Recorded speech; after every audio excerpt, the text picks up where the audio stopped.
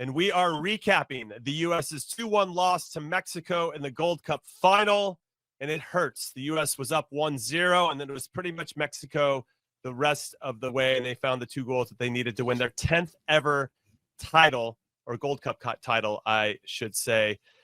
Big Tones, I'm going to start with you. And before we start to dissect the U.S., I do want to give Mexico their flowers. I thought they were the best team throughout this tournament. They brought their A team. I think that needs to be brought into the conversation for sure when we're breaking down everything. But they were very good today. They led in every major statistic. Shots on target, 16 and 8 respectively, 60% possession, 518 passes to the U.S.'s 350. Pass accuracy was excellent, 85%. They had 12 corners. The U.S. had 0. So a lot of the metrics, not that everybody's into that, but it does help tell the story of how one-sided it was for a good portion of this game. Yeah, I don't think you come out, look, we're rooting for the U.S., right? I don't think you come out of here going like Mexico robbed the game. For me, Mexico deserved the game. I thought they were the better team for 75 minutes, maybe even 80 minutes of this game. Yeah. So it's not as if they didn't deserve to win. Obviously, we looked at it from a different angle. One thing we got to get better with is with the ball. I mean, in every facet of the game, there were, I don't know, 5, 6, 7 sequences maybe in the entire match where we were good with the ball, and then we were pinned back for long periods of time. Now, if it's by design, it's one thing, but when you're chasing it, it's another thing, right? And that, I just literally wrote down everyone's name in the lineup. P for probable, yes for a starter at the World Cup, and N for no. And there's a lot of N's on my list right now. By the way, I'm taking 5 games. What they have 5 games, 6 games in the Gold Cup, and 2 friendlies. 2 games. I'm taking 8-game stretch of everything I saw. Just for clarification, the yes is they're going to be guys starters. I'll just give you my yeses are Adams and who didn't play well tonight, but yes, and Richards. Possibles, I should say, not probables. Matt Freese, Malik Tillman, and the rest are no's. They're not starters in a World Cup. And some I should have put roster in there. I just did it in the break, so I just kind of making it up in my head, so I didn't have a bunch of categories. But yeah, look, when it counted, and I don't know how you guys are going to look at this. So I'm interested. I'm going to go back to Switzerland and Turkey as well, and Mexico. For me, those are the 3 of the 8 games. Those are the 3, I'm going to call them World Cup quality teams that I'm going to look at. And the rest are all you had to get through. You were better than them, so you did your job. But that's how I'm going to look at it.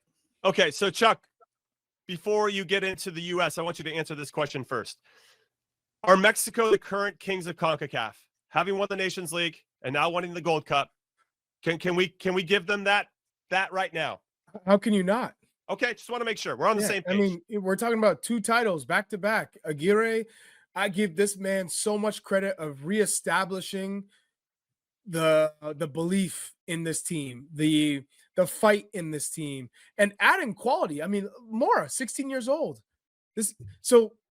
Remember all the conversations around Mexico not producing players anymore. Hey, it's all about the U.S. Look at all the U.S. players playing in Europe. You got all these players playing in Champions League. Where are the Mexican players? The Mexican league's no good anymore. MLS is better than Liga MX, or it's already caught it. Mora's 16 years old. He was balling. And now you have a Raúl Jiménez who's showing, hey, I'm the best striker in CONCACAF.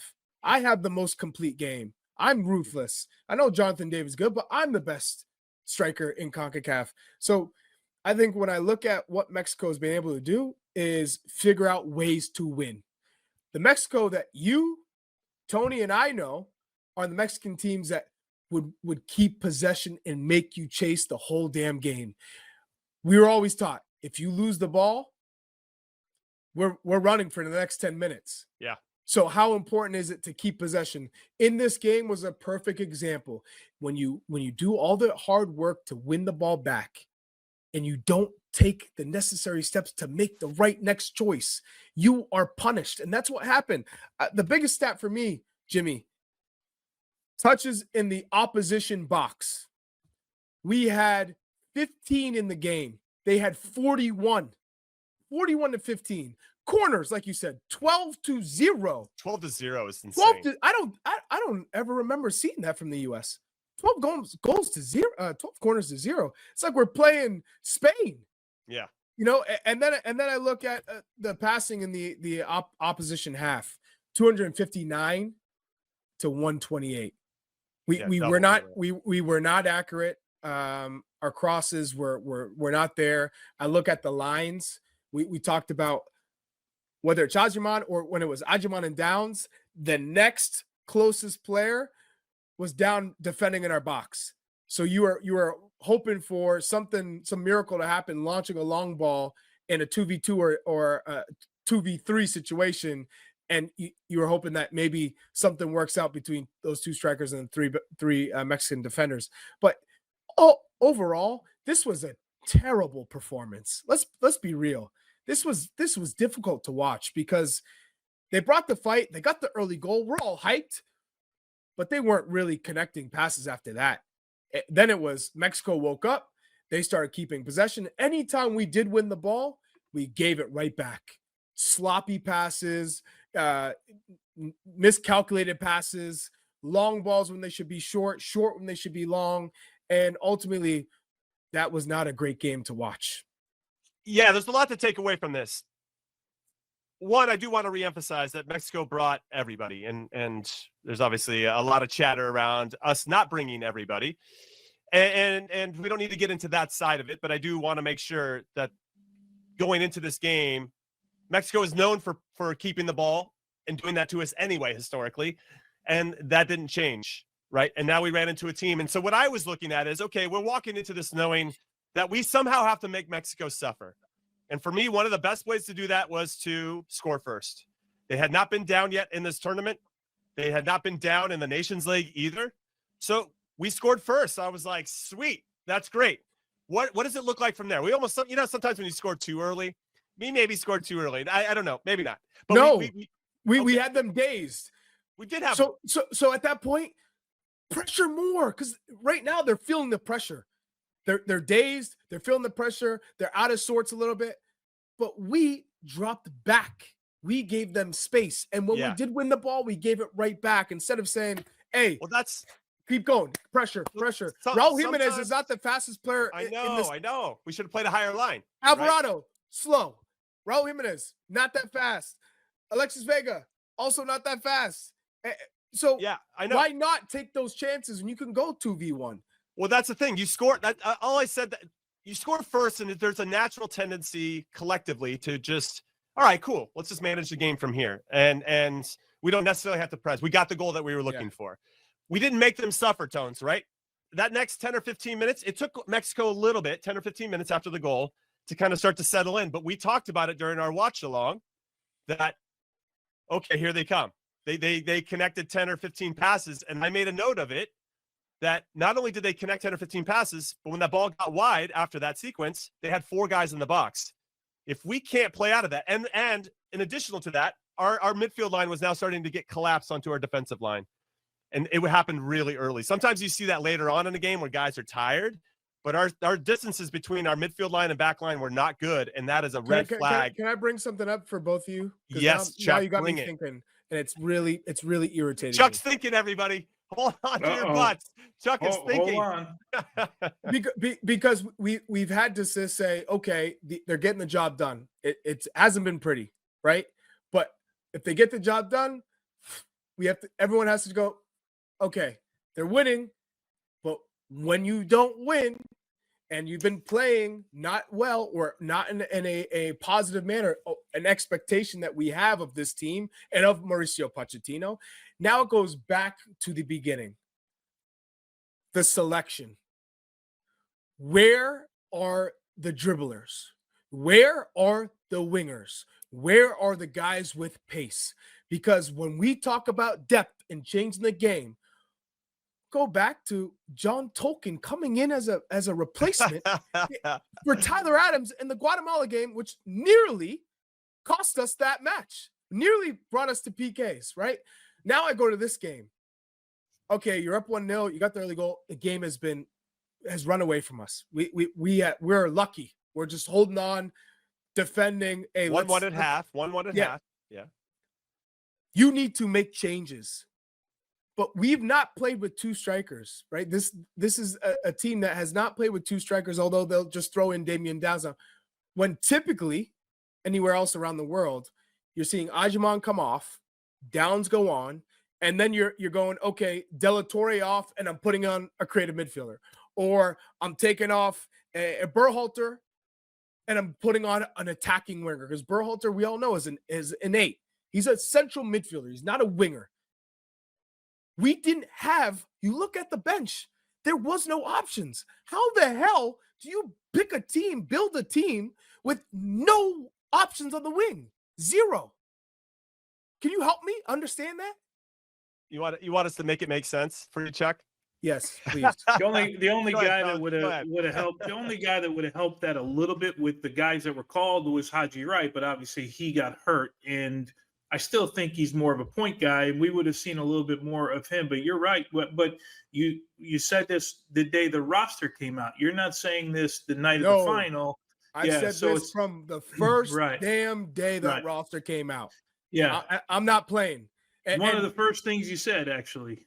So and I knew it'd come back, but we had to just say, all right, we'll play nice.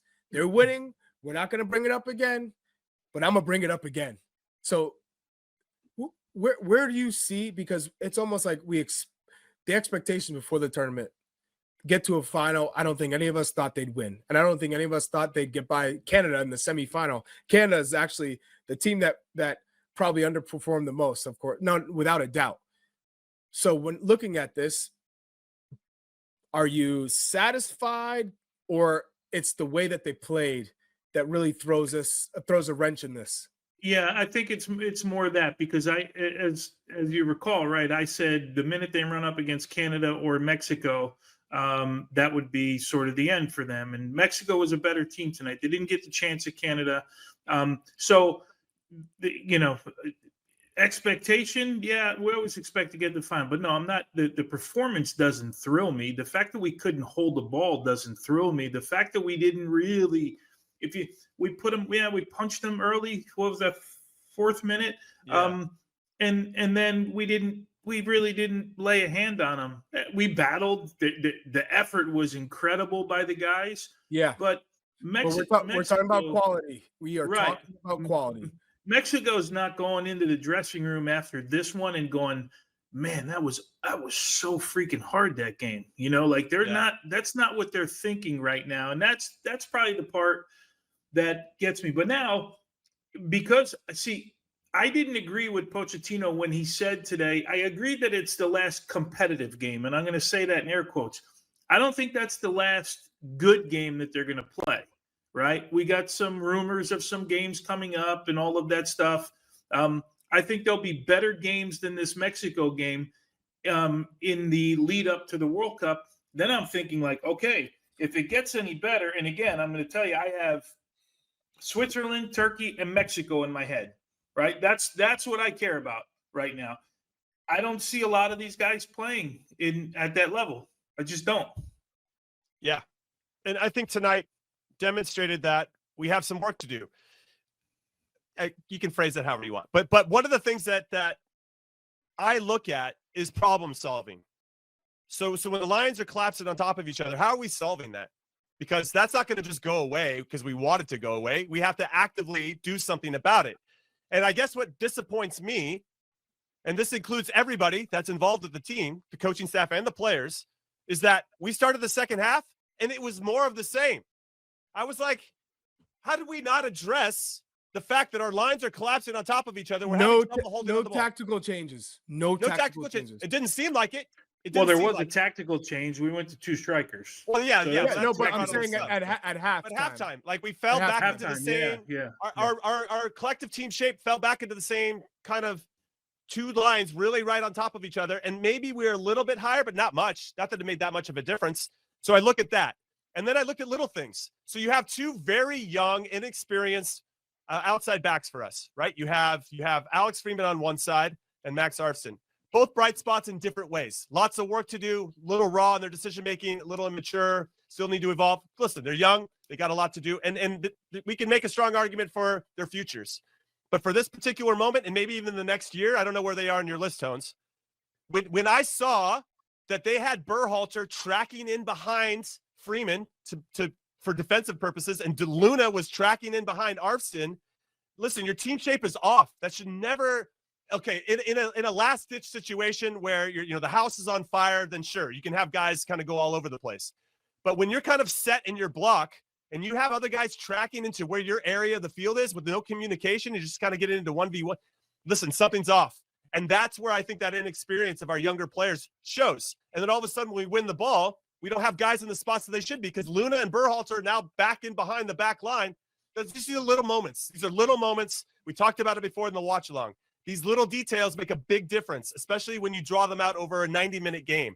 So that frustrates me. And the fact that it wasn't, or doesn't seem like it was, addressed at halftime, now I get pissed at the coaching staff because they had a half to look at it. I've Jimmy and Tony, tell me I haven't said it since Nations League. I have really questioned Pochettino's player selection, player management style, the way that he's making these changes, these substitutions, the way that he's seeing players slide in certain positions. Remember, he was playing Jack McGlynn as a right winger. Yeah. Against some of the best teams in the world. We're talking about Switzerland. He scored a banger against Turkey. Great. A broken clock is right twice a day. We got to bring it up. He did score. Of course. But again, I would have said, oh, well, he scored a free kick in the 4th minute. Great. But we're talking about substance. And this is a perfect point for everybody listening. At the very minimum, when you play for the U.S. men's national team, the expectation from us as the brotherhood, this is on the inside now, is that guys respect the kit. Guys give it their all. They are willing to die for one another on the pitch. That type of fight. Like, we're playing for our country, we're playing for our families, we're playing for our cities, our towns, our communities, all of that you feel it. We saw they competed, they felt it, but they're missing the essence of what takes us to the next level, and that's the quality. We did not see the quality. So we saw in the Nations League, they didn't bring the fight, the expectations of, I got to represent my country and represent this next generation. And Tony is the guy I look at when we're talking about the young generation up and coming.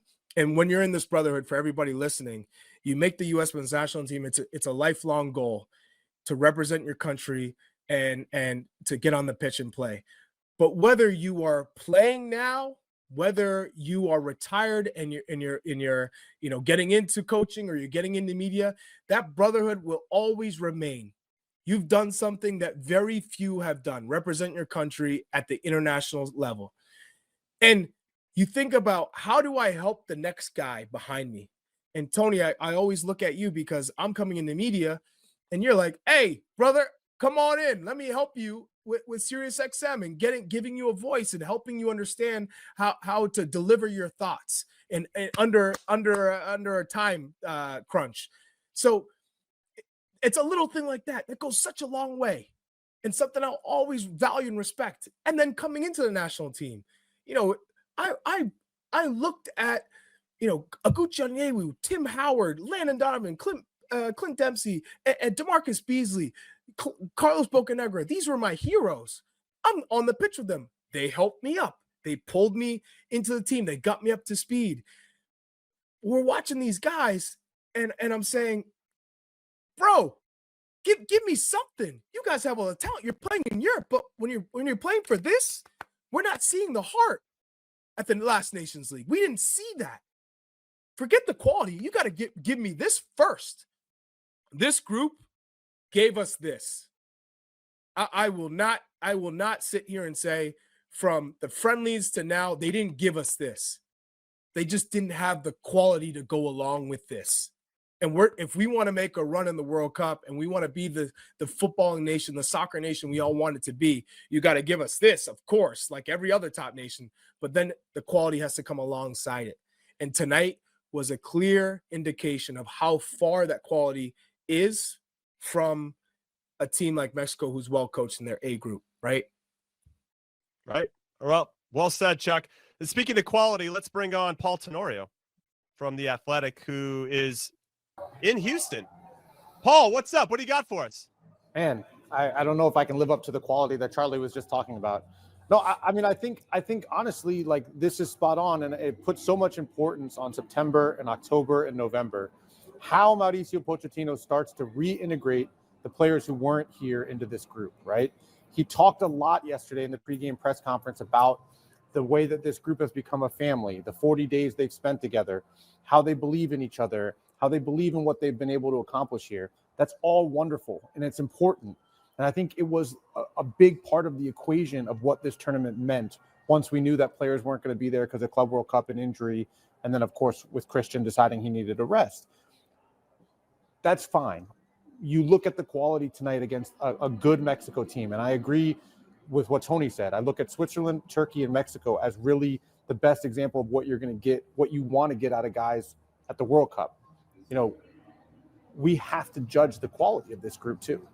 And Pochettino, you hope, will keep in mind those 3 games above all else. How does he bring Serginho Dest and Anthony Robinson and Tim Weah and Weston McKennie, Yunus Musa, all of those guys back in? And I think those guys are separate, by the way, from Christian Pulisic. You know, let's not lump them in with Christian of wanting a break. These guys had, you know, Anthony Robinson had a surgery. Serginho Dest did show up. You know, he's got to bring the quality back into the group and somehow also carry over the camaraderie and the family feeling that he talked about yesterday and the fight that you saw tonight against Mexico. But you've got to supplement the fight with the quality. Paul, I'll tell you how you bring them in. You call them up. You say, "Hey, your flight is here," and you bring them in. You got to call them, right, Tony? You got to call them. You can't get lost in this group. Yeah, you look. I still want to temper kind of my thoughts. Of course, it's right after the game, but I came into this tournament, Paul. Tell me if I looked at it in the right way. I came into this tournament looking for individuals that will either make the roster, push themselves into a higher category, whether you're a sub going into a starter or a fringe guy going into the 26. I want to still look at it that way. Am I okay in thinking that? Look, I want this team to win more than anybody, right? But yeah. I'm still looking at it in categories and trying to elevate yourself wherever you were to the next category. Yeah, I think that's 100% right. I think it's also maybe making guys either look over their shoulder or have to fight to get back in. So like Malik Tillman is maybe the best example of that, where I think he's put himself in a position to be the starter at his position going forward. And that means that Yunus Musa is coming into this and saying, I don't have a starting job in this midfield, right? What do I need to do to make him go back to the midfield trio of Musa, Adams, and McKennie? You know, I think you look at Alex Freeman, and he's laid out a challenge now where Joe Scally is saying, I might still be on the outside looking in. And you look at, I think Matt Freese. Matt Freese is kind of an example of a guy who Pochettino has handed him the trust and said, go see what you can do with it. Do I think that he was incredible in this tournament? No. But the point is that he's created this competition now where Matt Turner is going back to his club, moving to France and saying, I need to put in the work and the performances to win this job back. And so that, I think, was an important part of this tournament, is finding those guys who can add competition. And then you hope maybe find 1 or 2 guys that can jump into the starting lineup and provide some quality. And I think there are some guys that were in this tournament that I think will help this U.S. team. Tillman, Luna, maybe being the 2 players that I would expect the most out of the guys we didn't maybe think would be a part of the World Cup squad that I think have shown that they're going to be there or more than likely. Paul, I want to take this to another level in terms of bringing in a world-class coach like Mauricio Pochettino, right, to get the most out of this group, to more so than a Jesse Marsh or a Jurgen Klinsmann or a Bruce Arena for that matter. What have you seen from Mauricio Pochettino from Nations League to now where would you assess him given the expectations? And where do you think he has struggled? Because from what I've seen, there have been some major areas of concern. Yeah, it's tough to judge because this is such a different group, the Nations League. And I think even for him, he had to reset his expectation for what this summer was supposed to be, right? The team he thought he was going to get 40 days with and the team he did end up getting 40 days with. And I think we saw this entire tournament, him learning about this player pool, this one that was here in this tournament. And that's how you end up with moments of Jack McGlynn starting on the right wing against Switzerland. And, you know, Patrick Audremont playing like almost every minute in this tournament. And, you know, we've Max Arston, who's never played left back in a back four, playing every single game as a left back in a back four. And you know that that's going to lead to mistakes. You know that's going to lead to issues. I mean, even some of the changes he made tonight where guys are getting scrambled when they sent a second forward on, trying to communicate with guys, we're switching to a 4-4-2. And Tillman, I thought was kind of a vet move, went to go get water to make sure he was on the left wing coming into his right foot. And Luna was like, snooze, you lose, had to move over to the right side. But like, this is all like getting to know his personnel. That process has to be quick now, right? Yep. In September, you bringing guys back in that you know, okay? And the tactical identity has to come together very quickly. This is who we are. This is what we do. You know, these are the foundation of kind of our identity as a team. And this is how we adjust in game if this happens, and this is how we adjust in game if this happens. So there's no more of the confusion. There's no more trying. No more experimenting. Yeah, exactly. It's time to end it. You've had this group now. Bring the guys in, you know, and let's see it quickly. And 2 good opponents in September that will test that right away. So the tactical side of it, for me, is where there are still questions around Pochettino. But I'm giving him a long leash here, saying it's been a lot of players coming through. Okay, fine. Let's cut it off right now. Gold I don't Cup's know, over. man. It's time. Some of the selection, Paul. We're talking about putting a roster together with no wingers. Yeah. How is that possible? How can you play? At the squad. Look at the squad, though. Like You're telling me you couldn't call in one winger? You got your whole player pool, MLS, go around the world. You're telling me you couldn't find 2 wingers to play in a system where he loved the 4-2-3-1. You couldn't. He put him at left back. Chuck, he put him at left back. He had a winger. They put him at left back. Right here. He had Haji right here who's played some on the wing. Could have put Max Arston as a winger. Maybe could have solved some of those issues. Anyway. Yeah. There's a lot to get into. It's got to get resolved in September. It's a huge window, guys. September is huge. It is huge. I agree with you, Paul. We appreciate your time. And also, I love what you said about the in-game adjustments. Having a plan B or a plan C if plan A isn't working is where I think this team really needs to evolve and get better at. Game management, whether we're winning, losing, whatever the situation is, we just have to be able to solve problems quicker.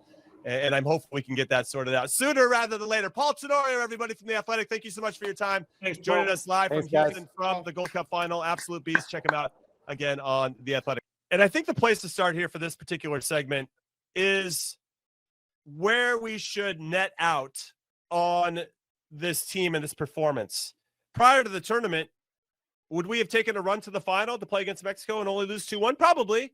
And so how much credit should we, before we dive into maybe some of the particulars that we're a little bit frustrated about with Mauricio Pochettino, should we say, hey, listen, with this particular group of players, getting to the final is pretty good? Is that a fair assessment, Chuck? I'm just saying, like No, Jimmy, no.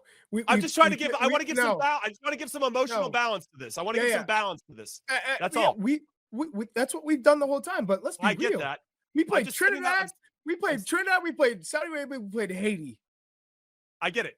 So we played a Costa Rica, who again is kind of a young, nowhere near the Costa Rica teams of old. We're talking about Brian Ruiz and Joel Campbell and these guys who are just flying around. And then we play a Guatemala. So of course we should be in the final. It's not like we didn't play Canada. Then we played, top teams all the way through. And then we're like, hey, we got to a final. And not only that, we got to a final and we gave Mexico the business, or it was like really 50-50. We created chances. We got played off the park. Come on.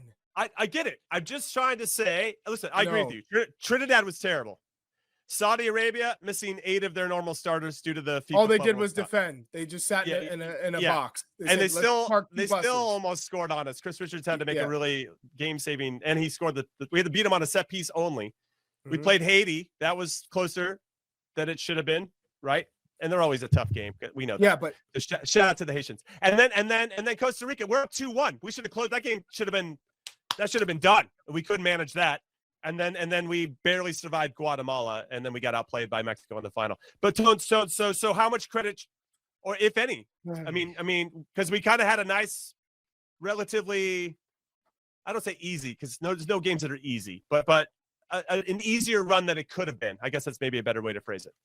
Yeah, but we've seen this before. It's not as if, there have been it's not as if every tournament we've won or lost, like every game it's CONCACAF. I don't mean to be disrespectful, but we should be better than most of these teams. Like that's my basic expectation in this thing.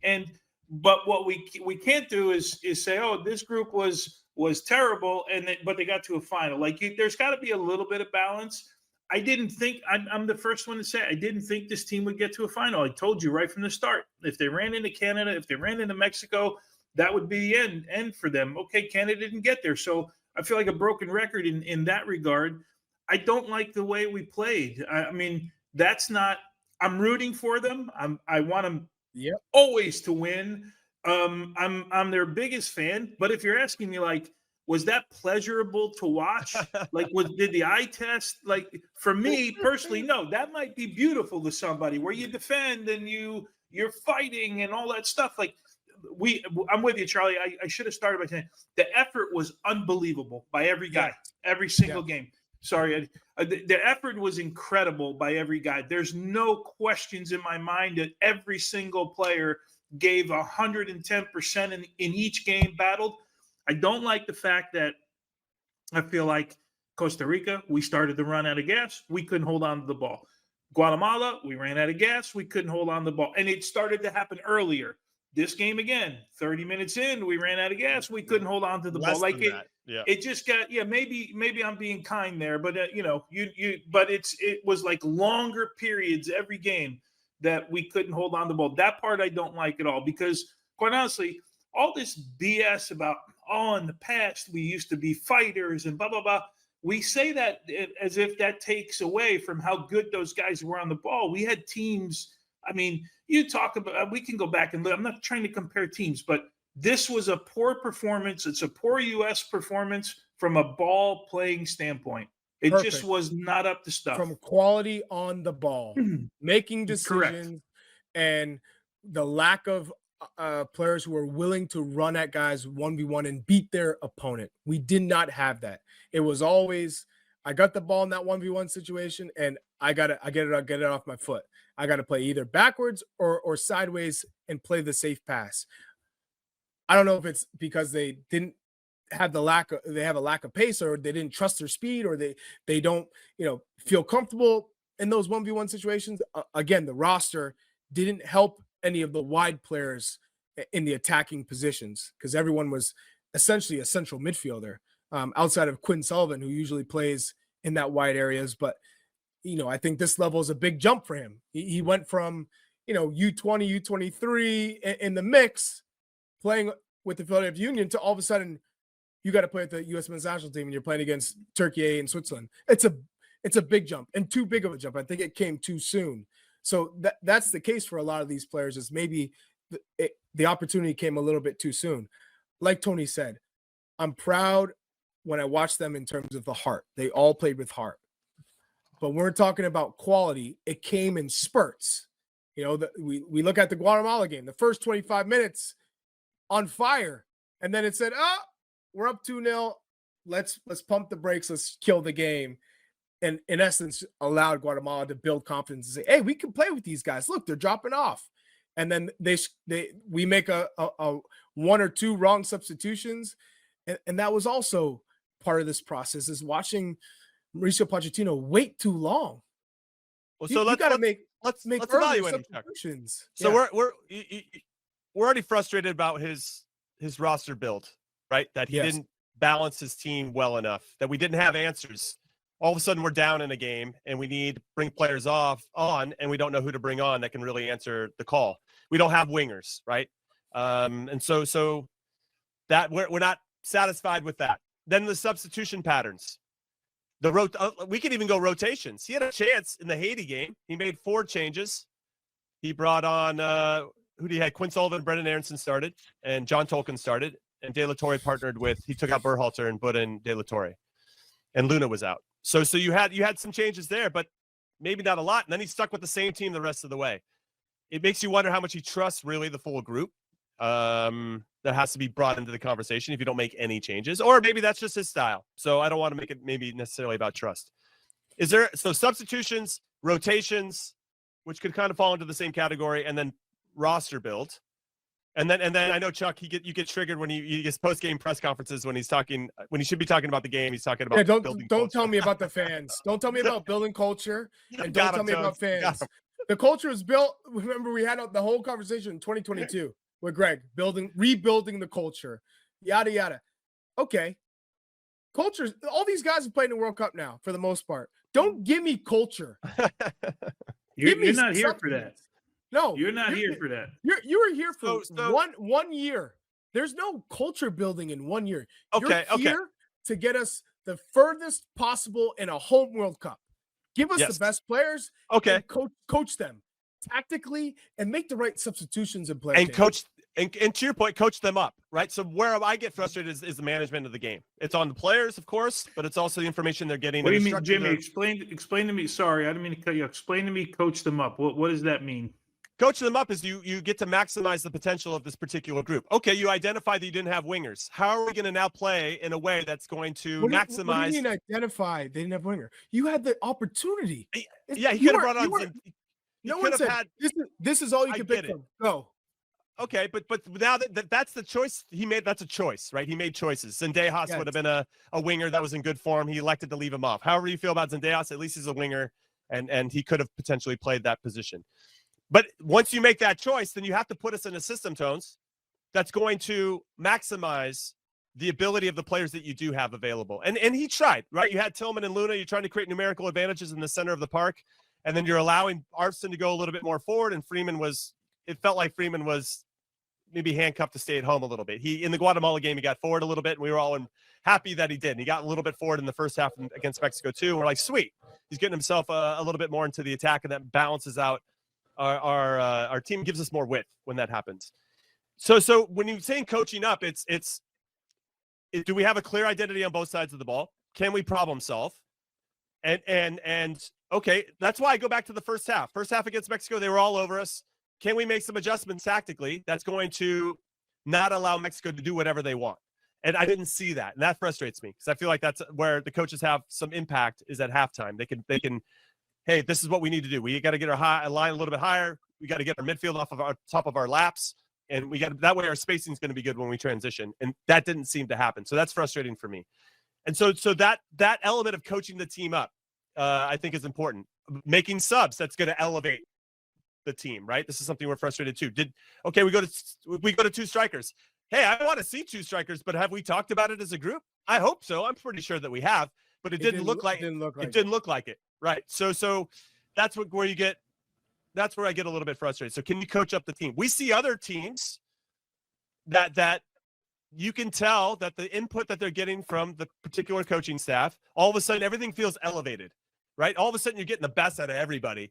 Like, yeah, I want to tap into that. We know that Mauricio Pochettino has done it in the past at the club level. Can he do it at the international level? That's the big challenge. Yeah, so the question I throw back to you.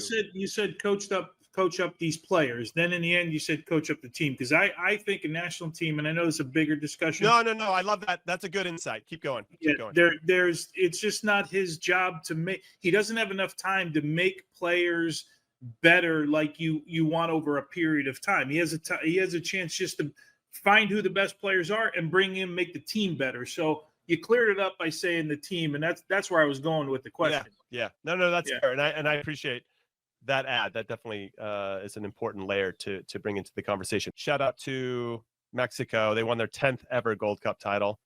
I'm giving them their flowers. I thought they were very good throughout this tournament. They on both sides of the ball, and so Yeah, I'm a little worried that they've emerged as the kings of the castle right now of CONCACAF, and we have a little bit of work to do to regain that title. But for the rest of the rest of the time until next year, I'm more worried about us than them.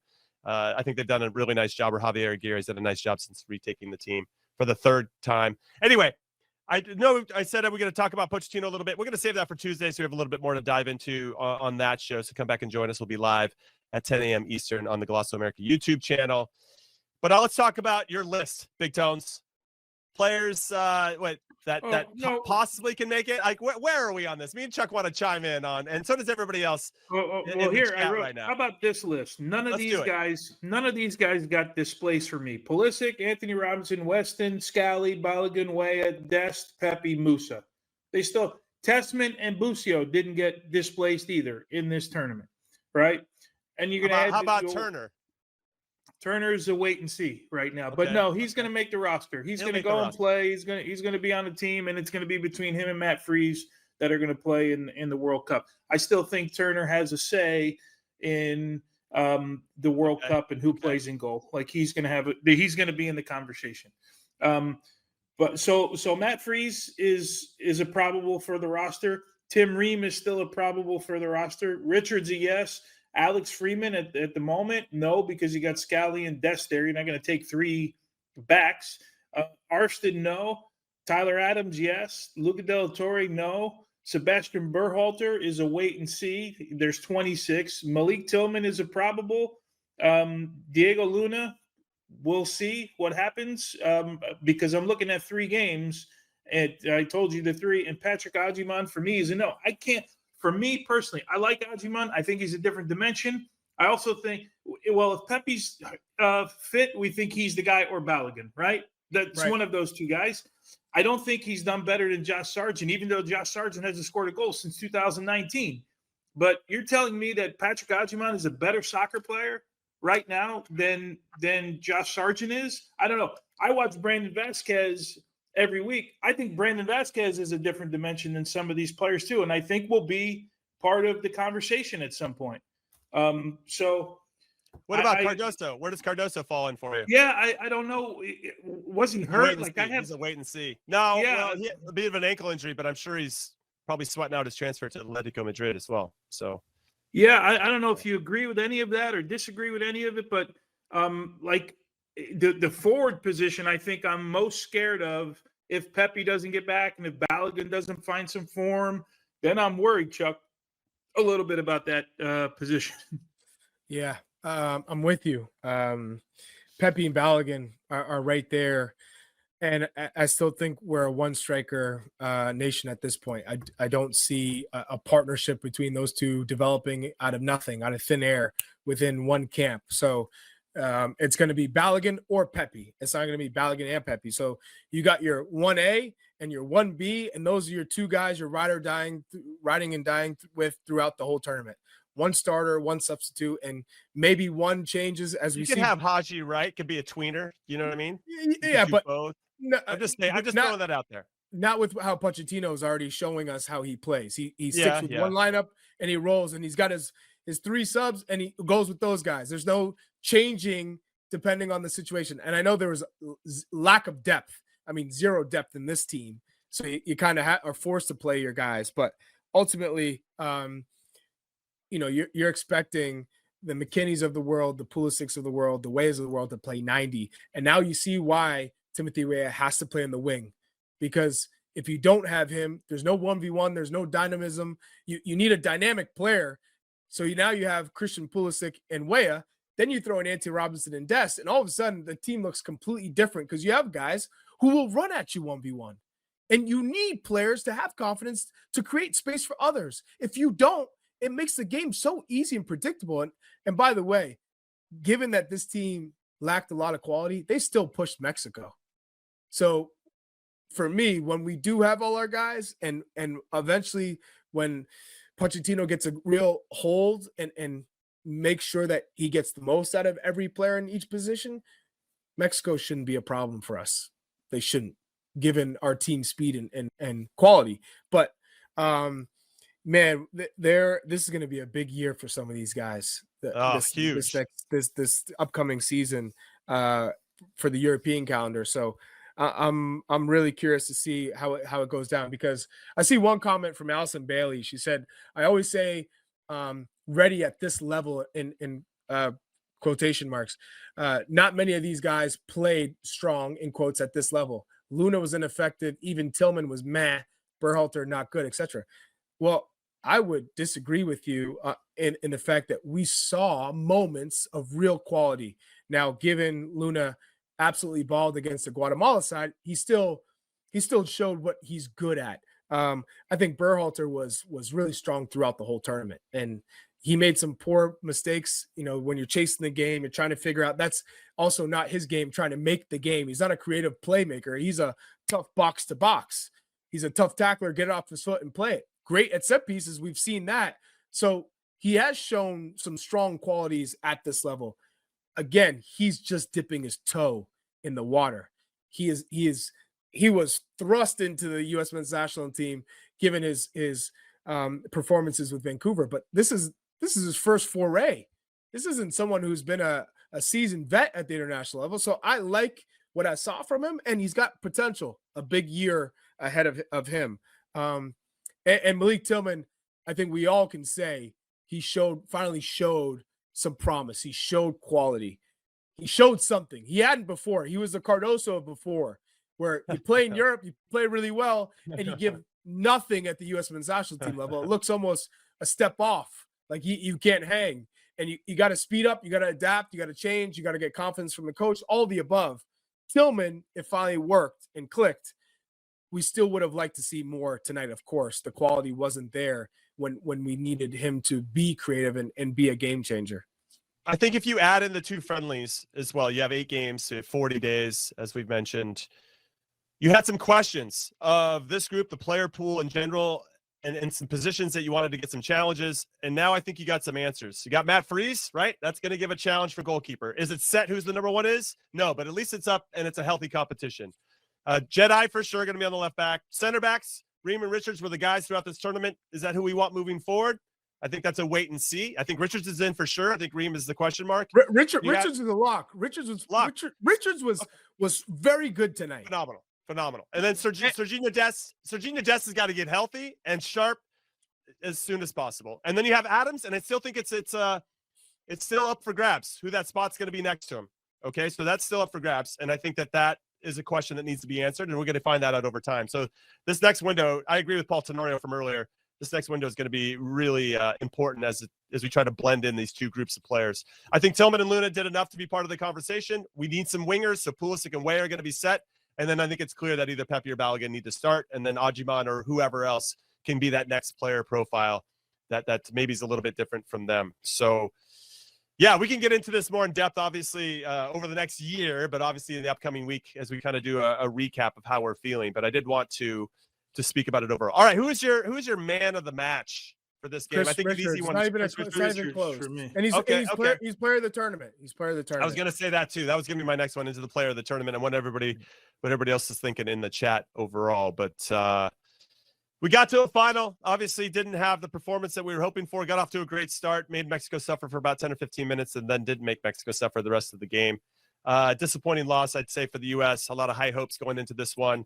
Tim Ream, that's his 3rd ever Gold Cup final. Hasn't won any of them. Maybe he jinxed us. Thanks, Tim. I'm just giving him a hard time. Obviously, it's solid pro. I'm just giving him a hard time.